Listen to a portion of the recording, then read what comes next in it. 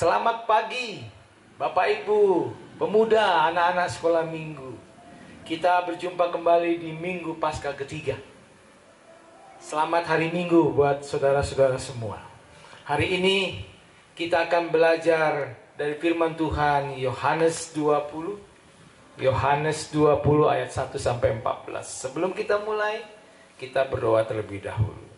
Bapa di surga, terima kasih ya Tuhan, di minggu Paskah yang ketiga ini kami berjumpa kembali Tuhan dalam ibadah minggu di rumah masing-masing.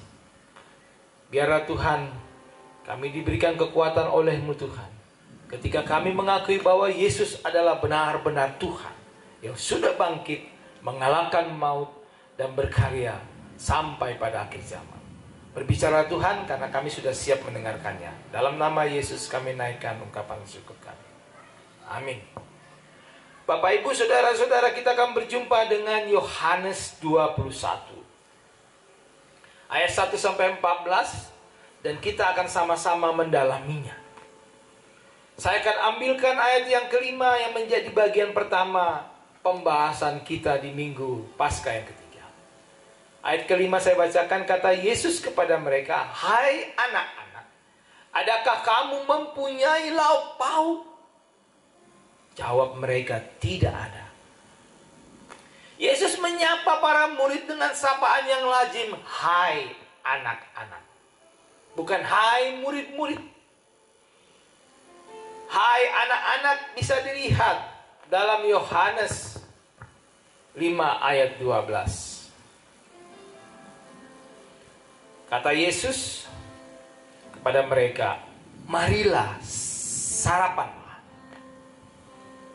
Nah, hai anak-anak, tebarkanlah jaramu, marilah dan sarapanlah adalah sebuah perkataan lazim Tuhan Yesus bersama para murid-murid. Perjumpaan para Yesus dengan para murid kembali meneguhkan ada karakter yang dikembalikan lagi, disemangati oleh Yesus untuk para murid. Kenapa?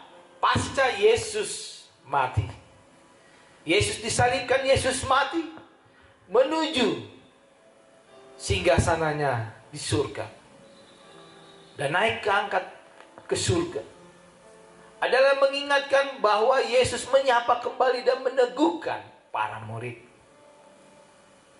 Sebab para murid sudah lupa saat Yesus mengenakan pakaian dan terjun ke danau. Disitulah terjadi kebiasaan-kebiasaan buruk, bahwa tanpa Yesus, Petrus ditegurnya. Ayat yang ketujuh, Petrus merasa bahwa tindakannya telah salah. Sikap seperti itu ada di banyak orang juga pada saat-saat sekarang.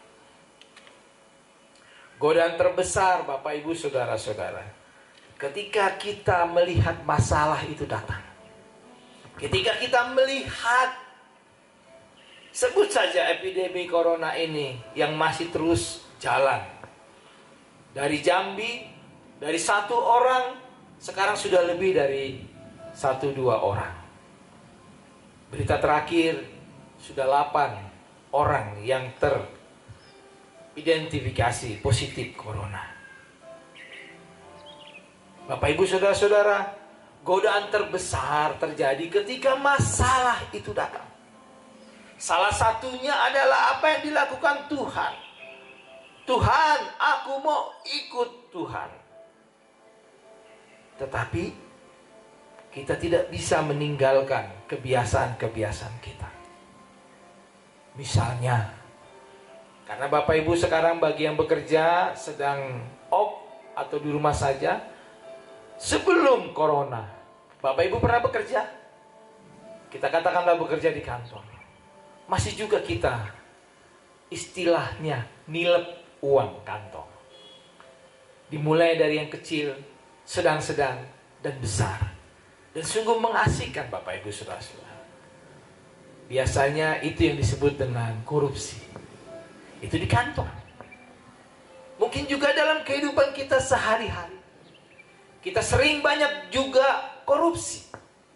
Kita mengatakan, Tuhan, aku mau ikut Tuhan. Kita korupsi. Yang paling kecil, kita mulai saja. Korupsi waktu. Sekarang sejak kita di rumah masing-masing, Bapak, Ibu, Saudara-saudara. Banyak waktu luang. Tapi kita masih korupsi. Saya tidak tahu bagaimana Bapak, Ibu menjalani istirahat. Ada yang kurang dari 8 jam. Ada yang lebih dari 10 jam. Ada yang lebih cepat bangunnya subuh karena sudah terbiasa. Tapi karena sudah di rumah, baik anak sekolah maupun yang bekerja sedang off, jam 12 pun paling terakhir bangun. Itulah kehidupan. Godaan terbesar ketika kita masalah datang, pergumulan datang. Seringkali kita bilang kepada Tuhan, aku ingin ikut Tuhan. Tapi kita selalu mengkorupsi waktu buat Tuhan. Kedua, ayat yang ke-6. Yesus mengubah arah. Bahwa Yesus tidak katakan tidak dapat ikan dengan menebar jala ke sebelah kiri. Yesus hanya bilang rubah arah. Coba tebarkan jalamu di sebelah kanan.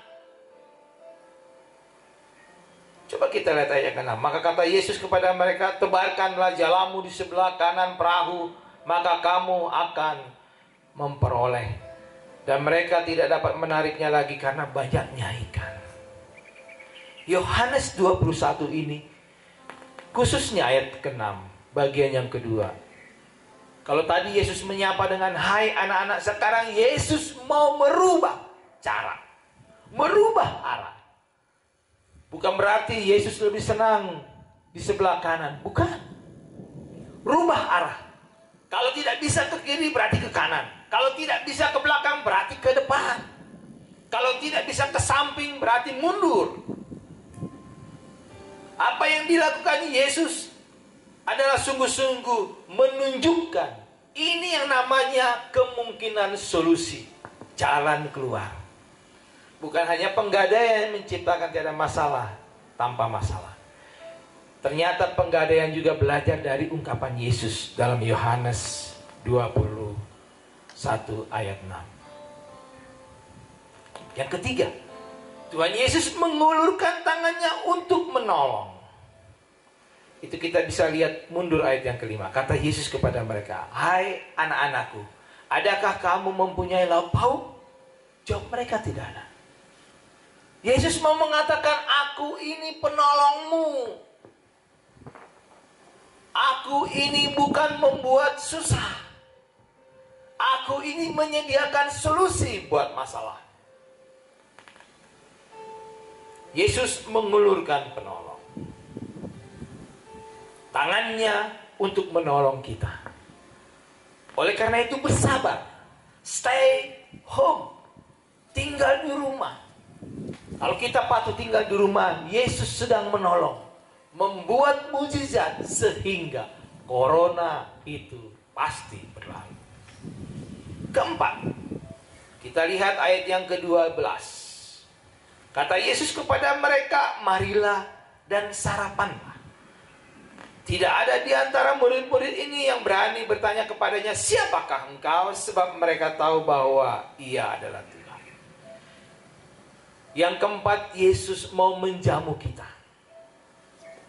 Dan perjamuan itulah kalau kita membaca ayat 21 dan seterusnya, itu adalah ajakan Yesus sebagai jamuan terakhir.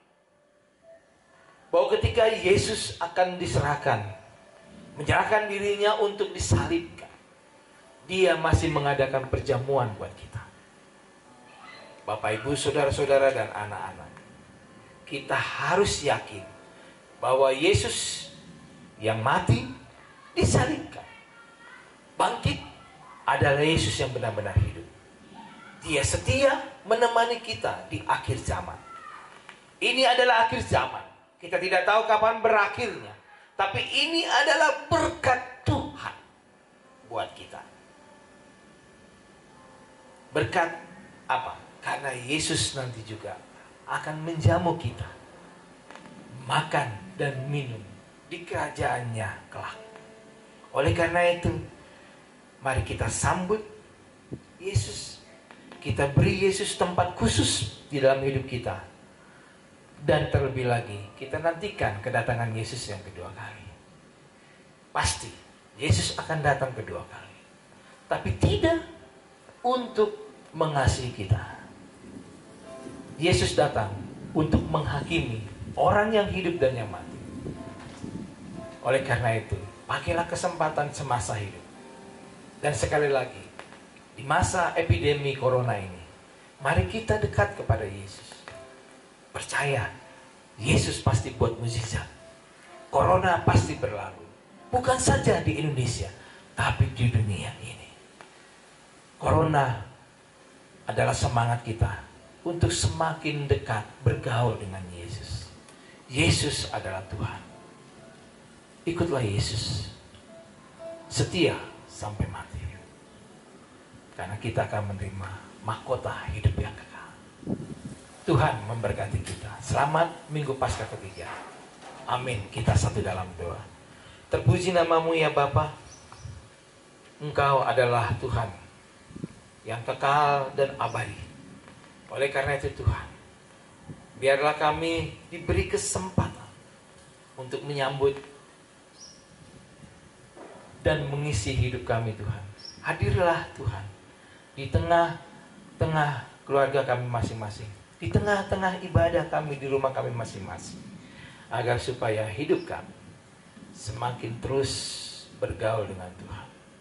Dalam nama Yesus kami naikkan ungkapan syukur. Amin. Selamat hari Minggu, Tuhan memberkati.